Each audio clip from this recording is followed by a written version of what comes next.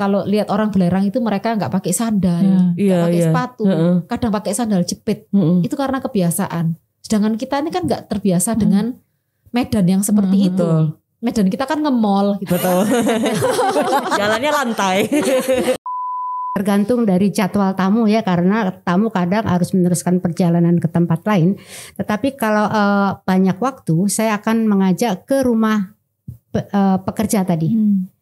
Melihat kehidupan dari pekerja tersebut. Mereka itu kalau makan siang cuma makan apel 2 atau pisang 2. Itu nanti sampai Ya makan Allah, malam. asam lambung. Kalau kita Itu kan kita.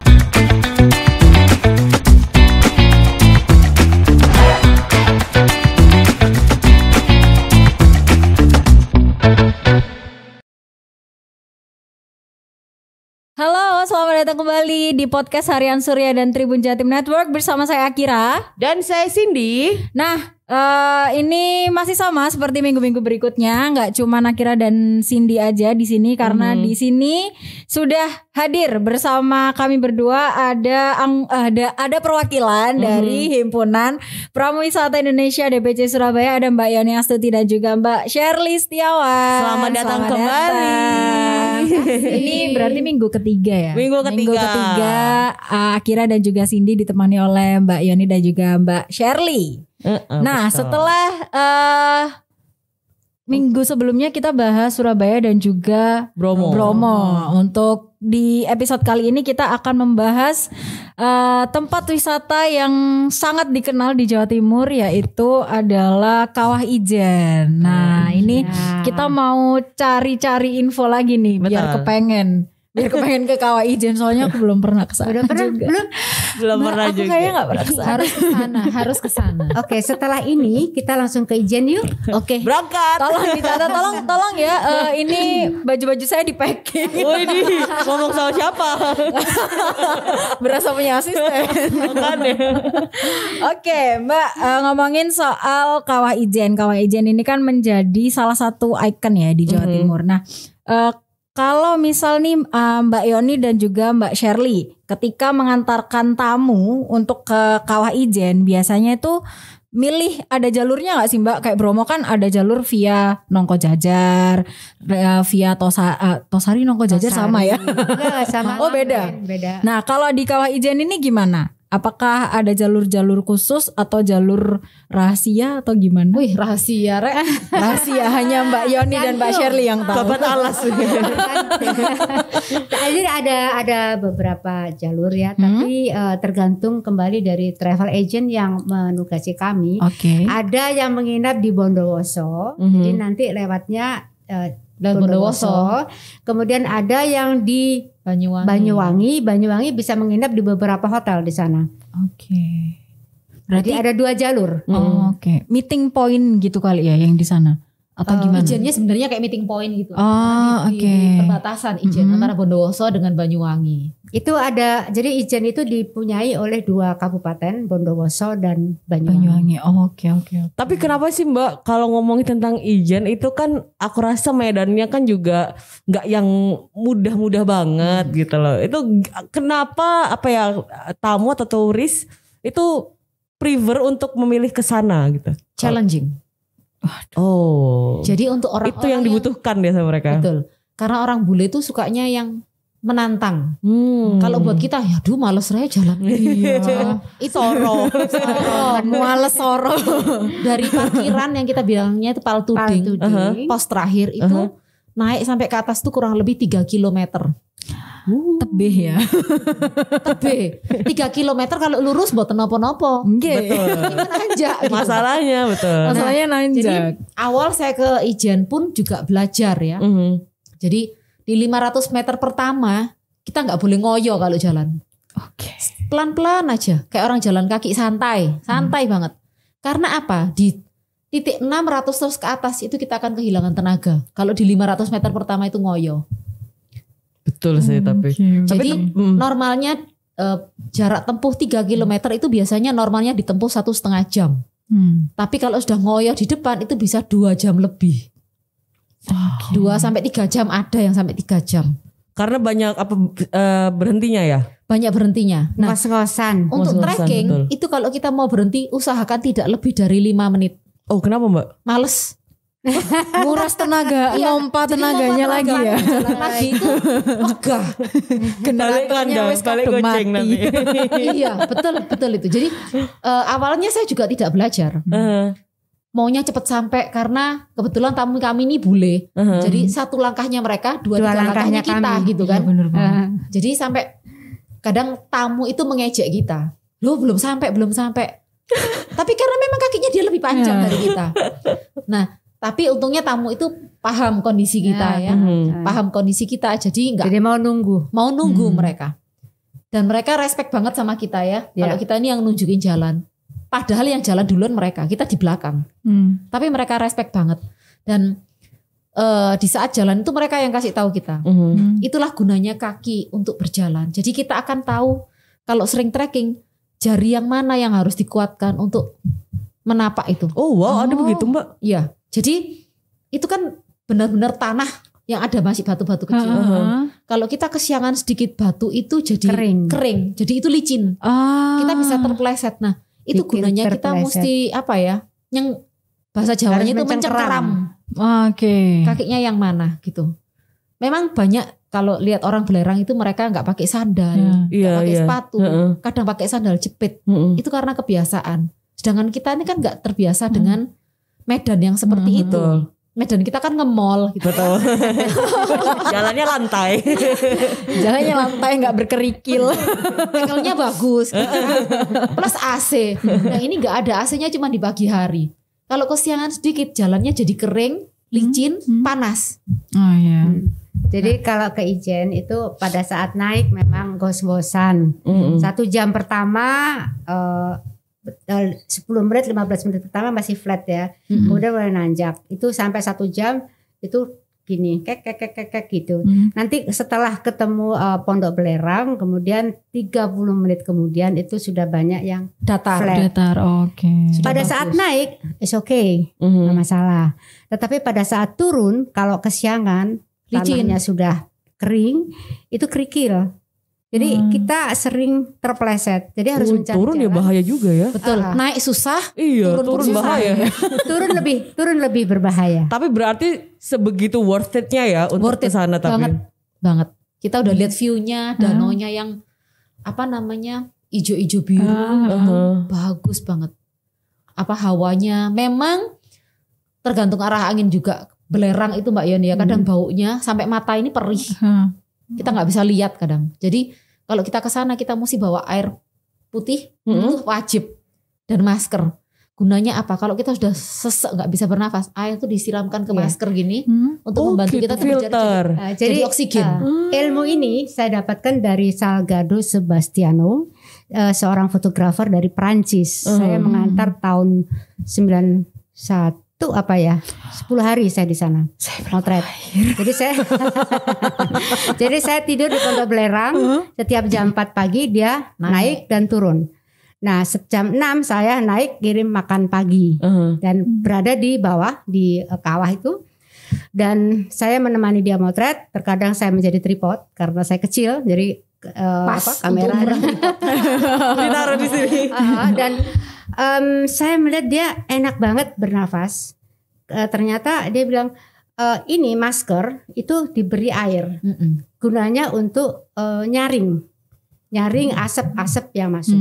Nah, orang-orang belerang itu biasanya dia menggigit kain supaya basah.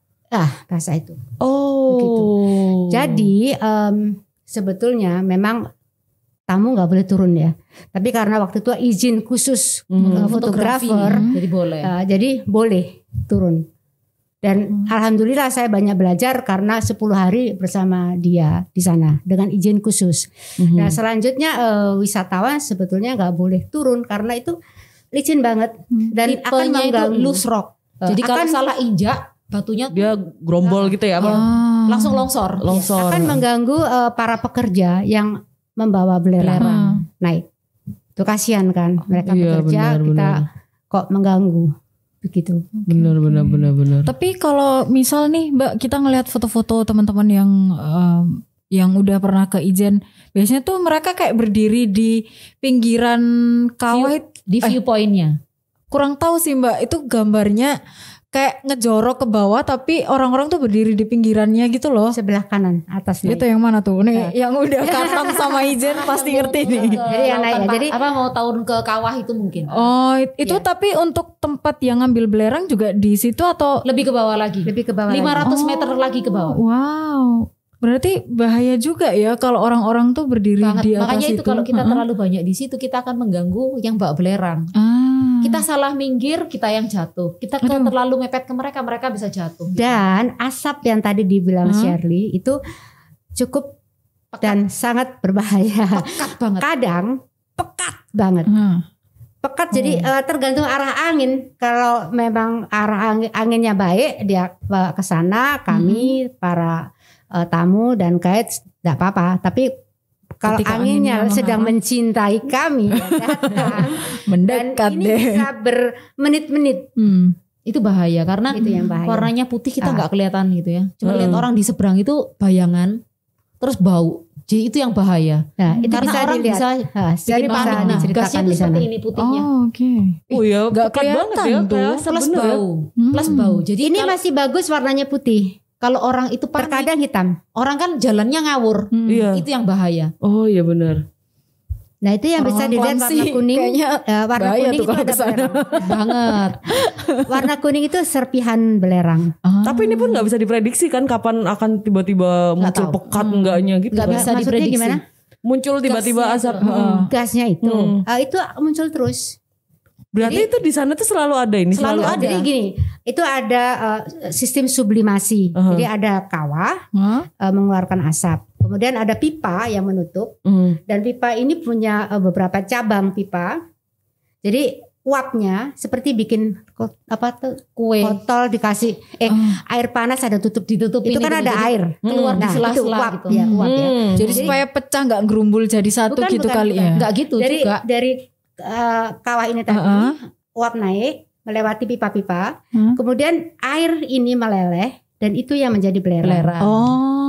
Jadi setiap pagi dia mengkristal dan dicongkeli oleh pekerja itu. Makanya sistemnya adalah sistem sublimasi. Nah, gasnya yang Asap keluar ini terus menerus. tergantung arah angin, dia mau terbang ke sana, mau ke sana. Iya, Tapi pasti ada. pasti gitu. ada. Pasti ada. Pasti ada. Dan jalan turun ke sana itu yang sangat curam dan Hanya satu licin. jalan. Hanya satu jalan. Itu Hanya yang satu nggak jalan. yang nggak boleh kalau ke bawah itu. Seharusnya. Itu sudah ada warning jadi di atas tuh. Seharusnya. Nah, di ujung sana itu ada dam. Jadi mengalirkan air kawah ini ke sungai, ke Kali Pait. Kali Pait karena airnya pahit. Baik. Tapi saya sendiri nggak pernah ngerasain sih. Itu udah bisa dikonsumsi ya Pahit airnya. atau tidak, Di ya. daerah Kalipait itu airnya nggak bisa dikonsumsi karena Iya. mengandung belerang. Iya, iya, Keasamannya yang nggak normal tinggi sekali jadi nggak bisa diminum. Dan itu airnya hangat. Oke. Yang tahun kapan jadi yang ada tsunami itu 2020 atau 21?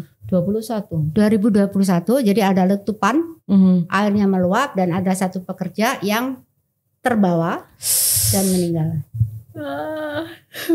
Jadi karena ini kayak apa? Hukum reaksi kimia. Ini kan ada Ini anak IPS nggak bisa nih. keasamannya. Aku IPS juga. Aku juga IPS. Ternyata 4 kita IPS juga.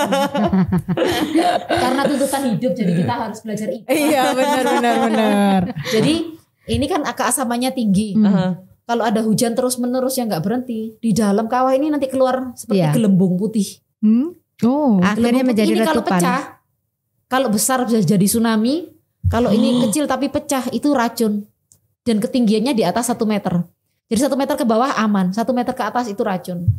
Tidak berbau, tidak berwarna. Wow. Jadi itu yang bahaya. Makanya kenapa kita selalu wanti-wanti hati-hati bawa ini. Benar, Karena kita nggak pernah tahu kapan itu terjadi. benar. Makanya kalau di Ijen sebenarnya kalau hujan deras itu ditutup. Lebih baik tidak. Karena Lebih baik apa? tidak naik. Juga batu yang longsor. Benar. Batu longsor. Kemudian yang paling bahaya ini. Kalau ini sudah meletus. Beda dengan Bromo. Di Bromo kita bisa lari. Ini tidak bisa. Semuanya tebing, jurang. Bahayanya berlipat-lipat kalau pas hujan dari situ. Banget. Aduh, ngeri. Kalau yang di Ijen itu Mbak, kalau misalkan selain Blue Fire, itu tuh apa sih yang apa ya biasanya menariknya gitu di Banyak sana? banget ya sebetulnya ya Share. Kalau aku nih Ya. menantang jalannya dan end of walking itunya itu yang eye catching. Buat aku tuh worth it banget.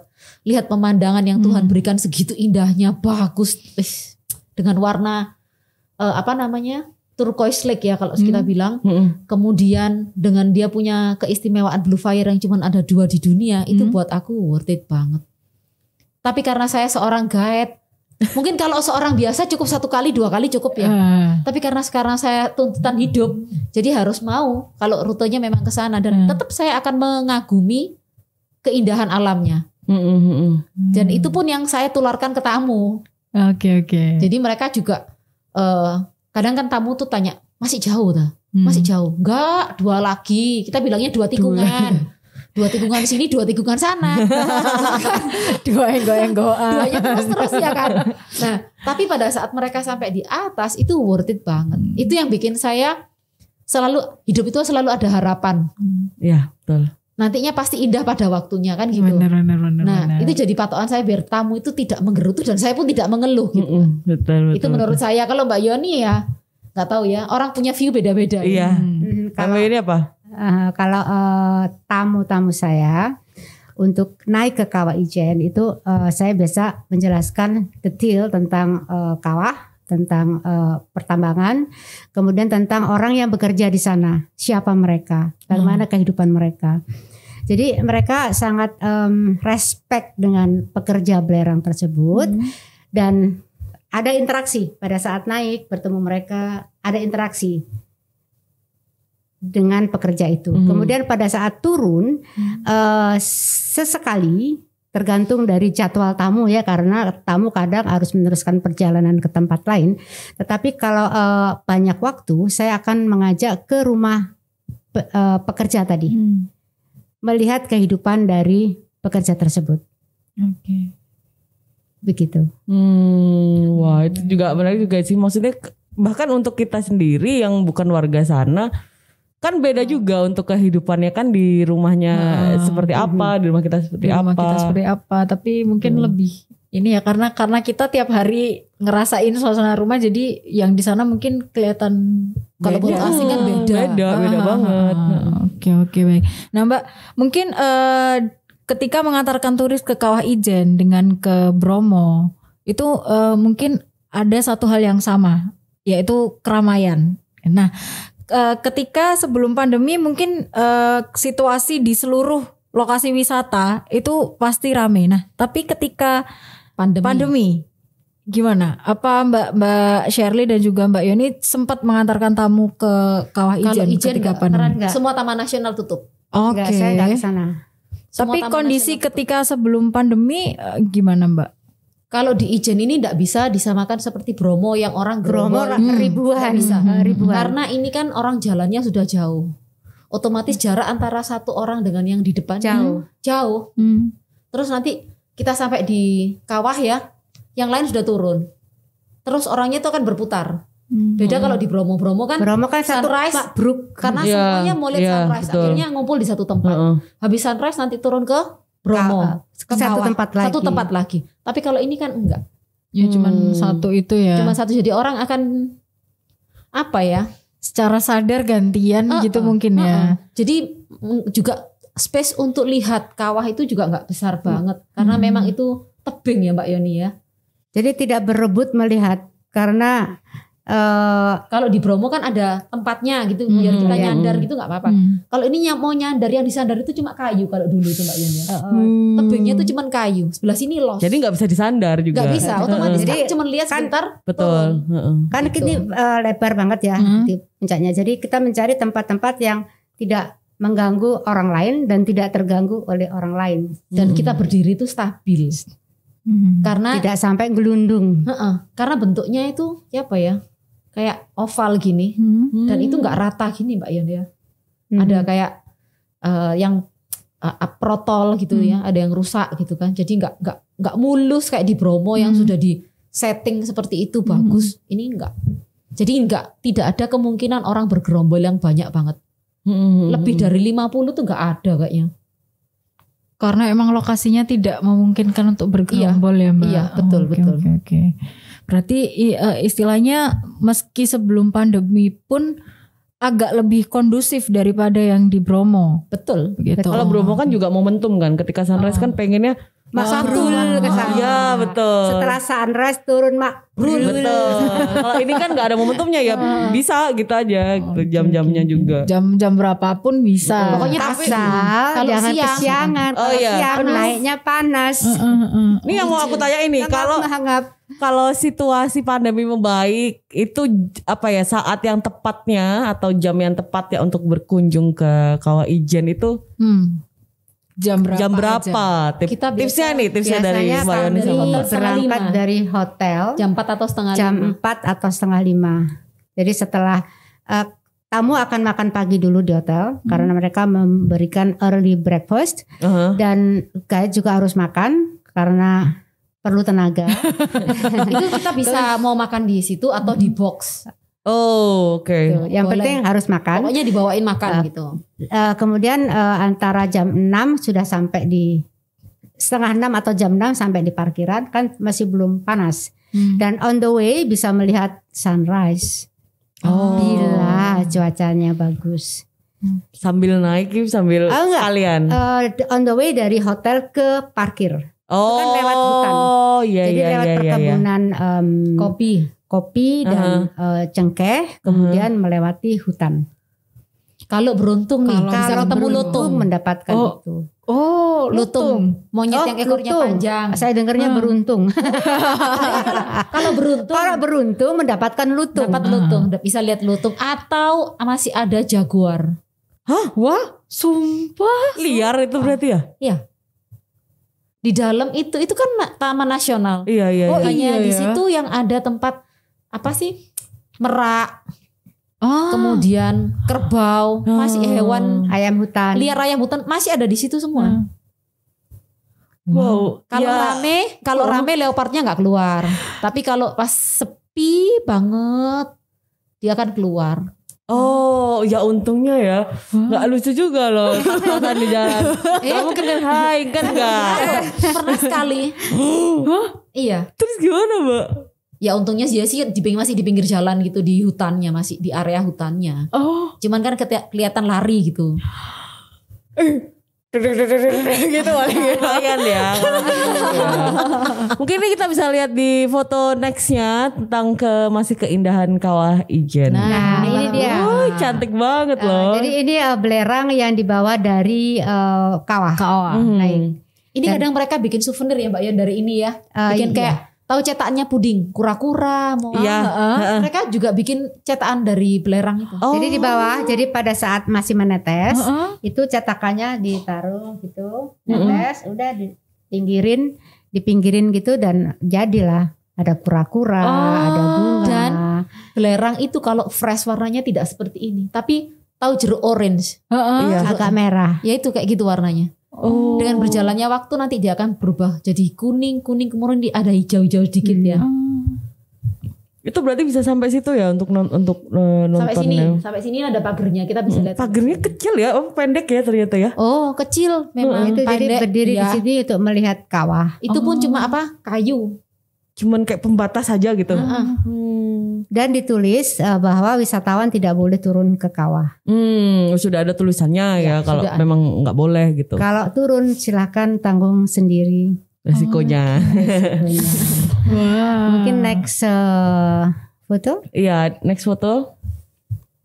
Ini saya 2018 17 Agustus ya Allah. membawa bendera. Nah, kalau sekarang kenaik kan maskernya pakai yang seperti ini, 3M. Iya benar. Tapi kalau dulu kita cuma pakai scarf Mbak Yani, siram air iya, terus kita naik. Oh. Oke. Mungkin bisa lanjut. sekarang sudah modern. Nah, ini yang baru-baru ini aja. Taksi.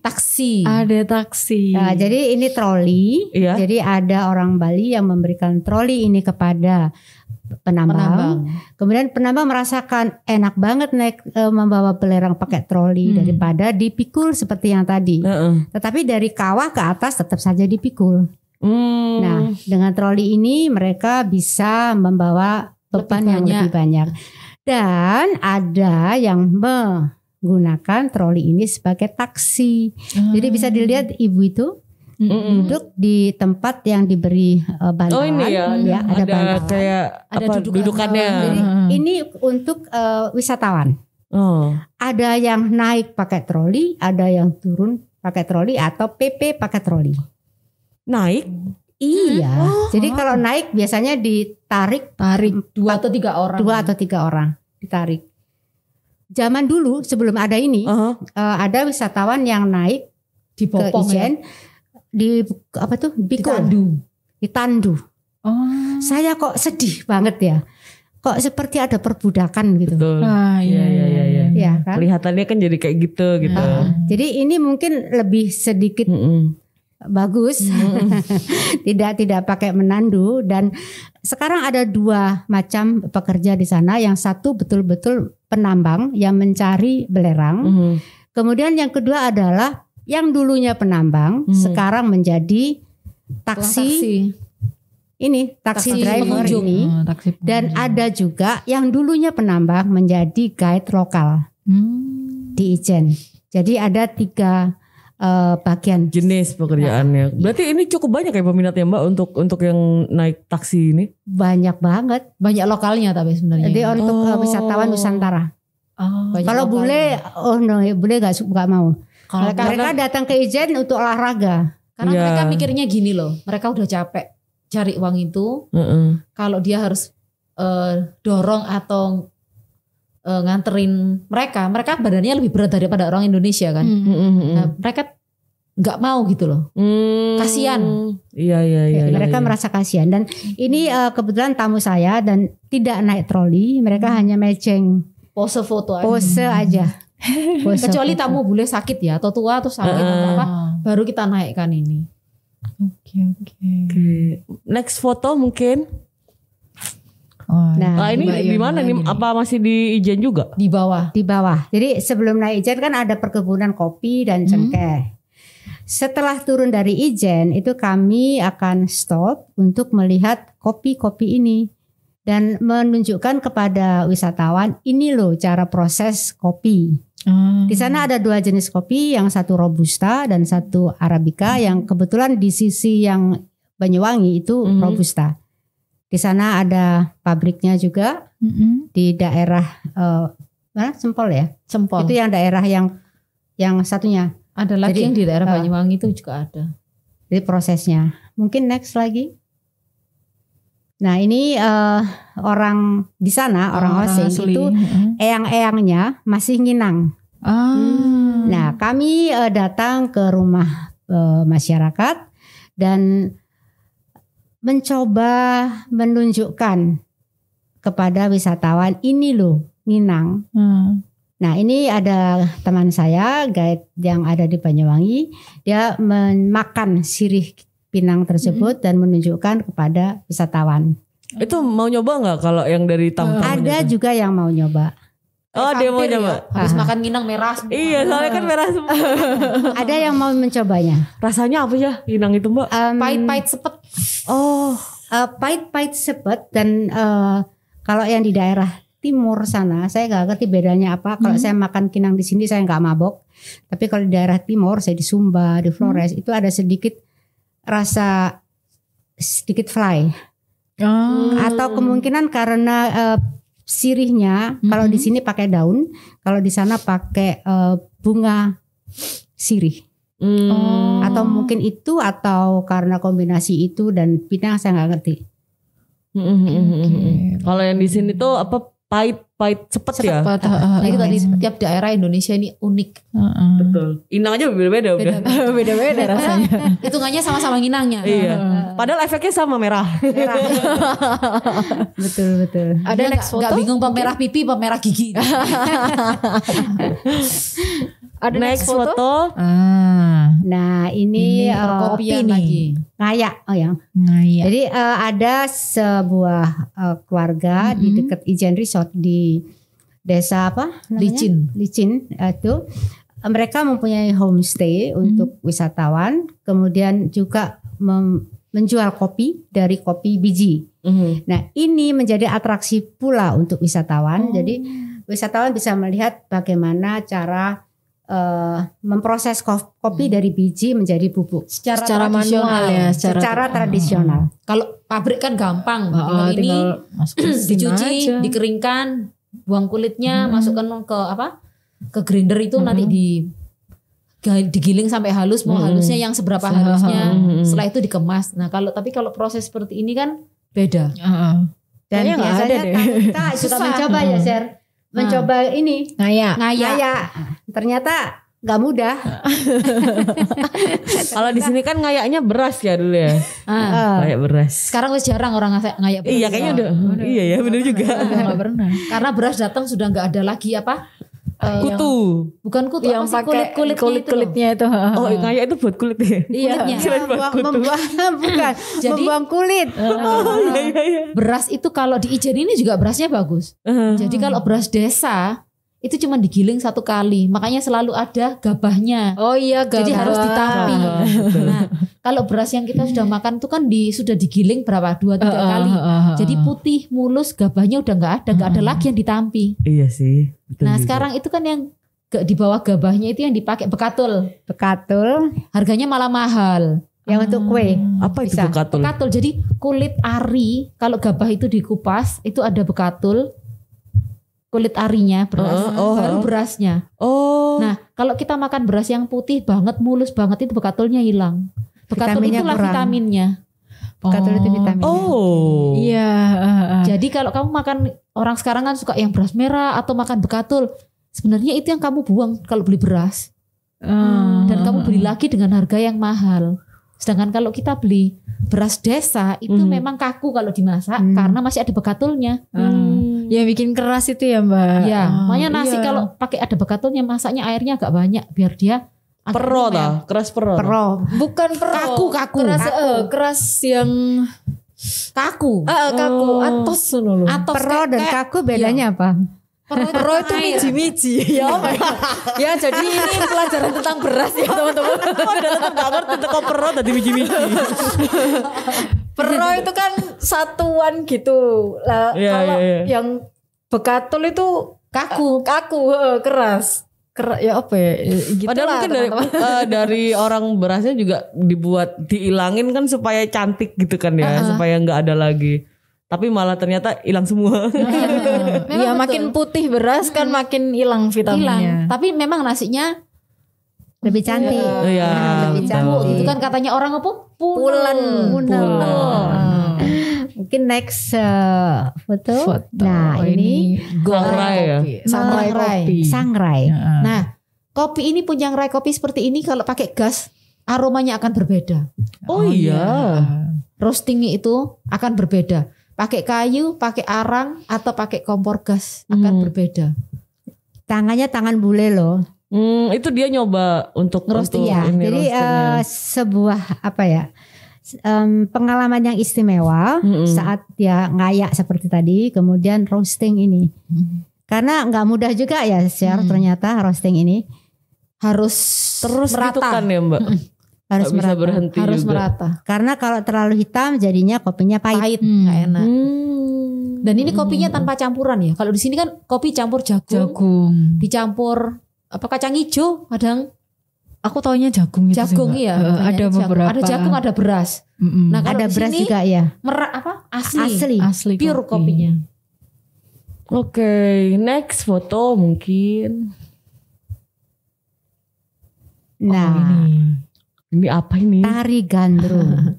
tari khas Banyuwangi. Ini biasanya kalau yang di TikTok ada yang dikasih audio serem-serem gitu Mbak. Karena dulu ada film Desa Penari. Benar. Belum tayang nih. Akhir bulan lalu ya. Aku gak bisa horor. Aku nonton sendiri aja. Yang ini bukan horor ini. Ya ini bukan horor. Oh ini bukan horor. Jadi ada sebuah hotel baru Jiwa. Kalau di Bromo ada Jiwa Jawa Bromo. Nah ini Jiwa Jawa Ijen. Jiwa Jawa Ijen di desa Taman Sari di Cin.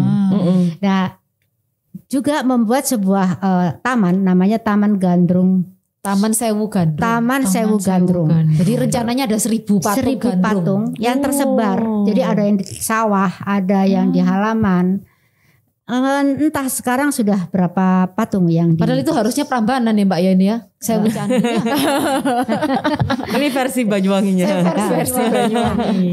Setiap hari Minggu itu ada pertunjukan tari gandrung dan itu free untuk ke wisatawan. Hari Minggu aja. Hari Minggu aja. Tetapi bila ingin melihat gandrung di Desa Taman Sari bisa ada beberapa tempat melihatnya. Jadi beberapa desa wisata yang memberikan pagelaran itu. Jadi tinggal telepon aja, kemudian melihat pertunjukannya. I see. Next foto. Nah, ini ada sama aja. Banyak ya. Masih pergandrungan. Iya banyak banget. Tapi ini pun belum 1.000 kan? Besok tak kasih nomor satu-satu. Jangan-jangan nanti dia angkat tangan sendiri. Itu 1, 2, 3. Mungkin bisa suaranya. Beda genre ini. Betul. Ada foto lagi mungkin? Sepertinya habis. Jadi kalau di Ijen tuh kita nggak hanya sekedar jalan-jalan di Ijen ya. Kita ada seperti Bromo tadi, kita ada desa tour.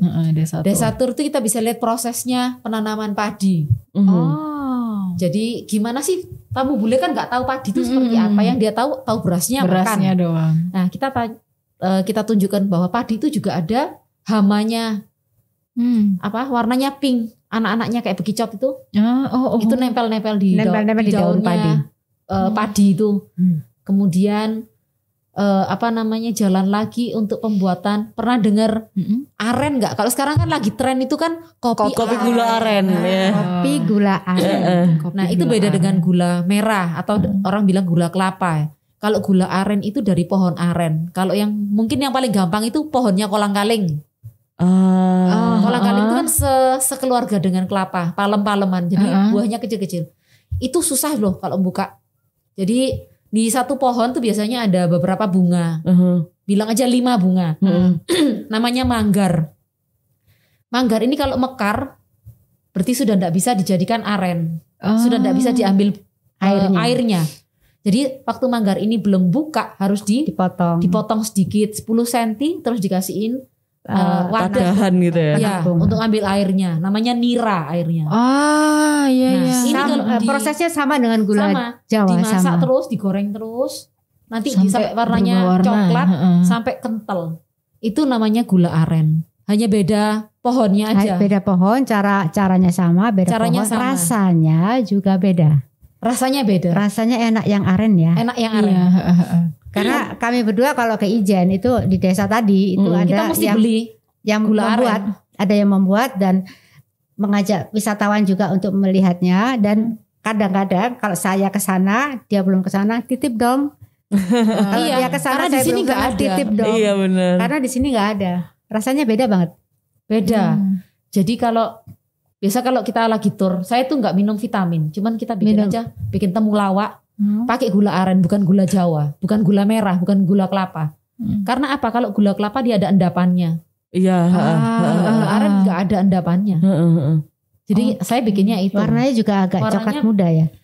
Nggak pekat ya. Nggak pekat. Nggak pekat. Oke. Dan itu kita udah langganan, itu orangnya naik sepeda gitu. Gula sampai hafal. Sudah tahu. Saya juga bawain ke tamu gitu loh.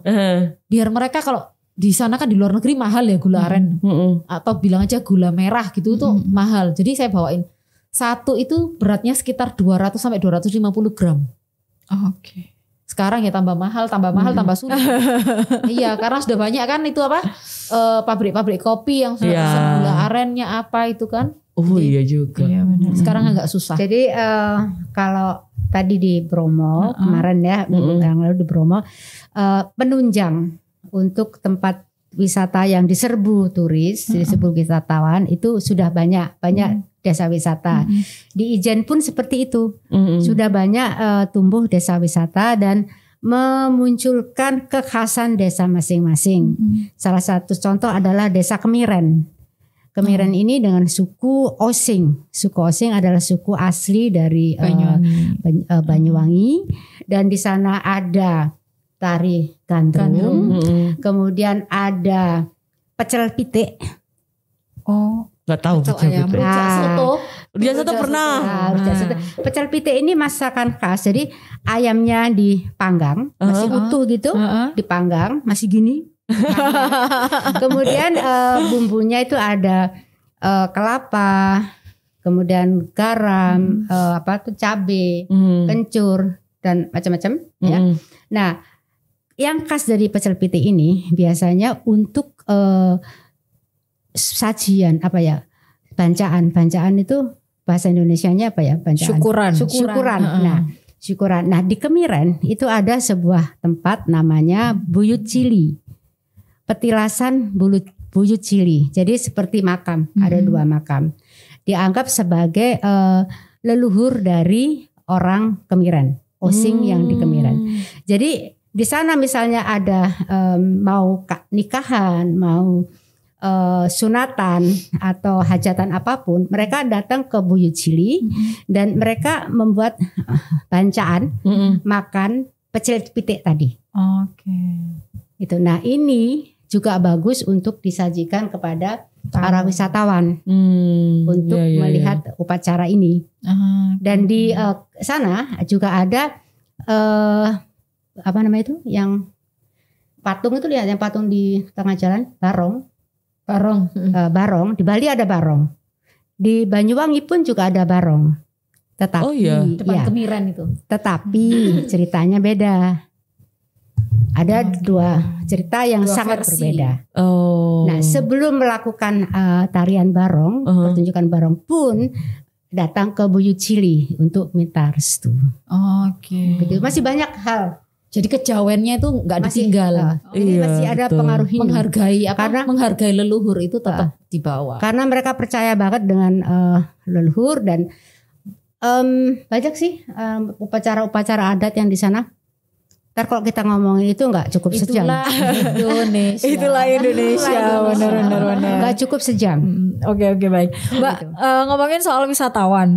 Sebelumnya kita udah sempat bahas soal Bromo, bahwa di Bromo itu wisatawan usia 40 tahun ke atas tuh masih kuat buat jalan. Beda sama wisatawan Indonesia. Apakah di Ijen juga seperti itu? Maksudnya kan treknya tuh beda antara Ijen dan Bromo. Apakah turis yang sudah usia 40 tahun ke atas atau 50 tahun tuh masih bisa gak sih Mbak lewat trek-trek yang ada di Ijen? Saya pernah bawa tamu umur 82. Oke, menyerah berarti bisa. Berarti kalian kalau masih umur 20-an harusnya lebih bisa ya. Harusnya. Apakah akhirnya ngomong sama diri sendiri? Saya karena sudah jompo. Jadi kalau bule itu berapapun usianya, 80 berapa tadi? 82. Berapapun usianya, asal dia mau, dia mampu. Dia tuh prinsipnya gini loh. Selagi saya masih hidup, kenapa enggak? Oke. Challenge itu tadi kan ya yang dicari banyak sama orang dia kalau tuh. beda Asia dengan Eropa. Kalau Eropa itu mereka jarang diam di rumah. Kalau Asia kan capek di omain untuk TV. Mereka kayak hiking gitu-gitu kan. Prinsipnya beda. Prinsip hidupnya sudah beda dan juga mungkin struktur tulang Mbak ya. Kayaknya juga mereka suka jalan kaki. Padahal kalau lihat makanannya, kalau kita bawa tamu, mereka itu kalau makan siang cuma makan apel 2 atau pisang 2. Itu nanti sampai Ya makan Allah, malam. asam lambung. Kalau kita, itu kan kita. Iya bener. Itu mereka makannya cuma itu tapi bisa naik trekking Ijen. Wow. Padahal kita makan nasi sak piring. Iya. Kadang Bisa ibu. Indom sama mie instan ambek sego. Indonesia banget kan. Indonesia. Jadi kayaknya kita ini ke kebanyakan karbo. Pagi nasi, siang nasi, Mungkin. Malam nasi. Nyemilnya Indomie. Iku nyemil Indomie. Roti Dan orang bakar. jalan kaki. Oh benar, jalan kaki. Nanti mau Jalan ke kaki. pasar Naik motor atau naik beca. Betul. Indomaret. Naik Terus sepeda motor. Betul. Jarang kan naik sepeda ontel. Cuman kemarin waktu pandemi aja iya. Lagi ontel. musim. Sekarang sudah mulai naik motor lagi. Betul. Benar. Dan beramai-ramai. Kesuwen. Dan prinsipnya mungkin emang beda Mbak. Kalau prinsip rata-rata orang Asia mungkin kalau yang lain bisa ya yang lain aja gitu. Iya, kayaknya gitu. Mungkin atau kita ini udah lama dijajah. Jadi Sudah sebentar. Apa hubungannya penjajahan dan kita? aku dijajah.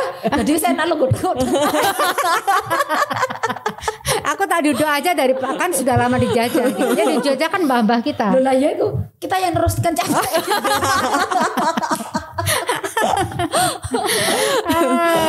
Kalau tadi Mbak Shirley sempat menjelaskan soal kapan waktu terbaik berkunjung ke Ijen, yaitu adalah di pagi hari. Nah, kalau biasanya kan pagi berarti udah ke Kawah Ijen. Nah, selanjutnya tuh biasanya kemana aja? Apakah ada paket perjalanan yang biasa diambil oleh para wisatawan asing maupun dari domestik? Jadi kalau misalnya kebanyakan tamu-tamu yang saya bawa itu habis dari Ijen mereka ada next tour. Kecuali kalau mereka stay di Ijen 2 malam, baru kita ada desa tour. Yang kayak ke perkebunan kopi gitu tadi ya. Ya. Kalau perkebunan kopi enggak, perkebunan itu kopi pasti langsung kita on the way home. Oh. on the way ke hotel atau on the way ke pelabuhan atau on Karena the way ke melewati. Surabaya. Karena melewati. Itu kan taman nasional, area deket taman nasional juga. Oh iya. Tapi kalau dari misalnya mereka masih ada waktu, kita bisa ke Muncar, pelabuhan Muncar. Pelabuhan Muncar. Itu biasanya kita pagi. Jadi next day-nya Ada apa Mbak di pagi sana? itu kalau ada nelayan bawa ikan hiu. Kan banyak yang dijual siripnya aja. Oh iya. Kemudian bawa ikan pari yang gede-gede karena itu kan laut dalam. Jadi ikan parinya besar-besar. Wow. Dan itu menarik sekali. Dan perahu yang ada di sana Warna-warni. cantik. Itu ada kompetisinya loh. 1 tahun sekali mereka ada kompetisi perahu. Biasanya di bulan apa tuh Mbak? Ini sejak pandemi udah nggak jelas bulannya. Nggak apa. Kalau dulu mau Agustus, antara Agustus September. Tapi sejak pandemi ini udah nggak jelas. Itu bagus banget perahunya. Itu enak Iya tuh kalau sih. misal Pengen juga sih pandemi ya. udah kelar. Pandemi kan kelar nih akhir tahun. Amin. Pandemi kelar kan nih. Nanti dulu akhir tahun kemarin kan. Bukan akhir tahun depan kan. Nah, kalau akhir tahun depan, aduh puasa kita 3 tahun nih. Ini aja udah 2 tahun kami berdua gak kerja. Oh iya ya. Terlalu lama. Benar. Karena 90% tamu kami dari negeri ya, luar. Jadi kan kalau pas pandemi juga serba terbatas juga kan untuk kasusnya ke sini juga. Oke. Betul. Mbak kalau misalkan dari Mbak Shirley berkecimpungnya itu berapa lama Mbak? Saya Sebagai guiding pegang lisensi karena sama seperti bawa motor, mesti punya lisensi kan. SIM saya keluar tahun 2002. Sebentar. 20 tahun. Cepat ya Mbak. Cepat matematika. Berarti 20 tahun. Ya kalah. Mbak Yoni berapa tahun? Saya Saya masih menjadi sekolah. Mbak Yuni udah guiding. memulai menjadi tourist guide Agustus 1988. No kan? Belum lahir kita belum lahir. Program aja belum mungkin. Betul. PDKT aja belum. Kayaknya belum ketemu bapak ibuku. Bapak ibuku juga belum ketemu kayaknya. Nah kalau so far sampai detik ini ya sampai yang terbaru ini gimana sih respon utama yang dari para turis ini melihat keindahan dari Indonesia? Oh senang banget.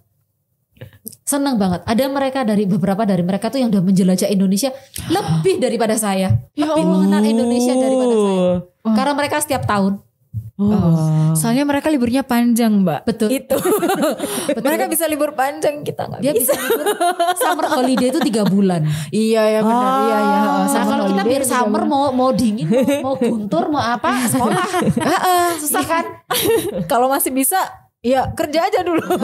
Tapi liburnya kita kan banyak. tahun baru, Natal. Tapi nggak boleh Lebaran. diambil. Iya Mbak, nggak bisa diambil sebulan langsung. Jangan gitu. curhat. Oh iya, enggak. Enggak jadi, enggak curhat. Enggak curhat. Akhirnya. Ampun. Itu bedanya. Jadi, karena mereka punya kesempatan libur yang lebih panjang, jadi bisa menikmati apa ya? Ya tujuan Aku bilangnya destinasi. universe traveling ya. Karena tahun ini ke negara ini, tahun depan ke negara ini, setiap tahun tuh Dan mereka ada. apa nggak incit-incit kayak misalkan ke Indonesia cuman ke Bali doang gitu berarti enggak kan Mbak ya? Mereka nyobain. Jadi misalnya ke Indonesia 3 minggu, 3 minggu ya biasanya ya itu mereka sudah punya planning kemana Kemana dulu. Nanti tahun depan kita mau ke Indonesia lagi nih, tapi yang bukan lain. yang belum ya.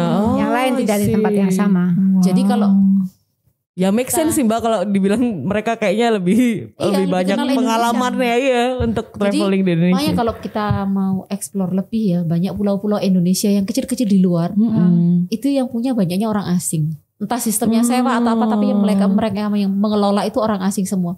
Dan itu hotelnya harganya wow, wow, gitu. Wow banget. Dan gak ada orang Indonesia yang tinggal di situ. Pasarnya mereka. Pasarnya bule. Dompet aku malu nggak mau Enggak keluar. juga.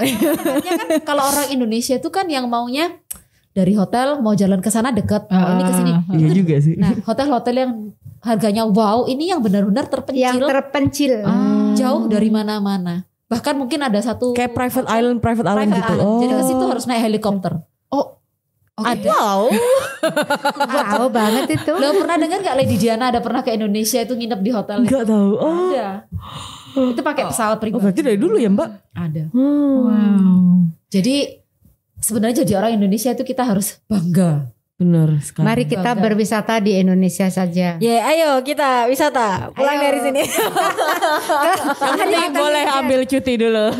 Pulang dari sini kita berangkat ke Ijen. Oke. Tribuners kalau mau liburan ke Indonesia, ini advice saya ya. Please dong jangan nyampah. Nah, Jangan membuang sampah tuh.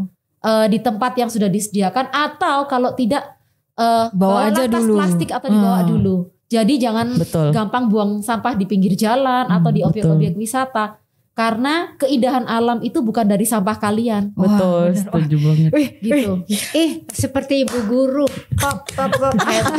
Loh, Ya memang harus sekolah begitu berapa ya. tahun? Kita Dan sekolah 6, 9, 12 tahun kita diajari untuk tidak membuang sampah sembarangan. Benar. Dan kami berdua sering berantem dengan wisatawan Nusantara justru. Karena nggak buang mereka sampah tuh membuang ya. seenaknya di depan wisatawan asing. Jadi kan malu. Iya, Jadi benar. ya kami memberi tahu bahwa itu tidak baik. Dan bila mereka marah ya nasib kami dimarahin. Kebanyakan mereka marah kalau kita jangan dibuang sampah di sini Biasanya kan. mereka marah. Mas itu loh sampahnya jatuh, bilang yos kotor ya si buah. Wow, tolong yang kemarin sempat ketemu Mbak Sherly. Sini. Harus kita jaga bersama ya, karena benar. apa ya? Lihatlah kamu tuh udah dikasih beragam Kita keindahan. dikasih Tuhan keindahan yang luar biasa. Jangan dikotor. Dimana Bo ya dijogo gitu aja. Dimanapun kita berada, Betul. jagalah kebersihan Betul sekali. dan keamanan. Kan kebersihan itu sebagian dari iman. Betul. Benar. Biar Indonesia tetap cantik terus. Betul Kayak aku. sekali. Oh enggak ya. Semangat. Oh ya lagi Cantik banget mau meninggal. Ijen siap menerima wisatawan. Nah, tuh sama ya berarti kayak Homestay Bromo. yang ada di sekitaran Ijen Desa-desa tuh juga mereka siap siap. menerima wisatawan. Karena kasihan sih kalau kita nggak datang-datang, mereka juga bisa gulung tikar tuh. Benar. Kayaknya tikarnya kemarin udah dijemur terus udah dipasang lagi Sher. Mbak, ini aku punya pertanyaan terakhir yang mungkin sama seperti yang aku ajukan ketika kita ketemu waktu bahas Bromo. Homestay di kawasan Ijen. Berapa harganya? Rate-nya Rate-nya. kurang lebih sama. Kurang lebih Dari sama. 100 Tuh ribuan. kan sama. Ayolah kita liburan. Dan makanannya Enak. Oke, baik. Kalau nggak punya uang buat beli tidur di homestay, tidur di Paltudeng ya. ya. Entar dulu. Itu kan ada. Berarti kalau tidur di Paltudeng berarti harus bawa sarung. Betul. Kan dingin. Oh itu nggak bawa sarung lagi.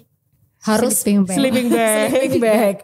Benar-benar. Itu nggak apa-apa sih, tapi itu untuk opsi teman-teman yang budgetnya super ngapret ya. bisa pakai caranya Mbak Shirley seperti itu tadi. Traveler bodoh nekat. Kayaknya itu yang terbaik. Iya benar. Bukan backpacker lagi ya. Bodoh nekat dan menjaga kebersihan. Betul. Yang penting itu menjaga kebersihannya itu. Baik. Ini kayaknya kita udah overdosis nih ya. Kalau ngomongin soal liburan, ngomongin tempat wisata dan traveling ini udah pasti overtime nih. Jadi tapi sebenarnya tadi inti-inti dari pembicaraan kita udah disampaikan oleh Mbak Yoni dan juga Mbak Shirley mengenai betapa indahnya kawasan Ijen. Kemudian di sana nggak hanya kawah Ijen aja yang bisa dinikmati, tapi juga ada Desa Tur, kemudian pengalaman mengolah kopi gitu yang mungkin nggak cuman turis aja, nggak cuman orang-orang bule aja yang pengen nyoba, tapi sebenarnya teman-teman di Indonesia atau teman-teman di Jawa Timur khususnya juga nggak pernah merasakan pengalaman untuk ngayak kopi itu mungkin yang bisa jadi daya tarik utama ya selain kawah Ijen gitu. Nah, terima kasih buat Mbak Yoni, terima kasih Mbak Shirley, terima kasih iming-imingnya. Terima kasih iming-imingnya sekian. Dan semoga iming-iming kami berdua bisa menulari semua orang lain datang. Iya. Satu lagi yang penting pandemi selesai dulu. Iya. Karena daerah Taman Nasional ya. Betul. Jadi peraturannya ikut pemerintah jadi agak susah. Ya baik. Ini kayaknya udah tak telepon kayaknya sekitar bulan Juni Mbak selesai. Kamu telepon sopo? Pandemi ini sopo? Adminnya ini sopo? Adminnya COVID ini. Ada sih mungkin. Dia bilang oh iya sekitar bulan Juni nanti udah gitu. Amin. Oportunis sekali. Oke, baik. Terima kasih Mbak Yoni dan juga Mbak Shirley atas waktunya. Terima kasih juga buat Tribuners yang udah nonton podcast ini. Sampai jumpa di podcast selanjutnya. Akira dan Cindy pamit. Dadah. Thank you. Bye-bye.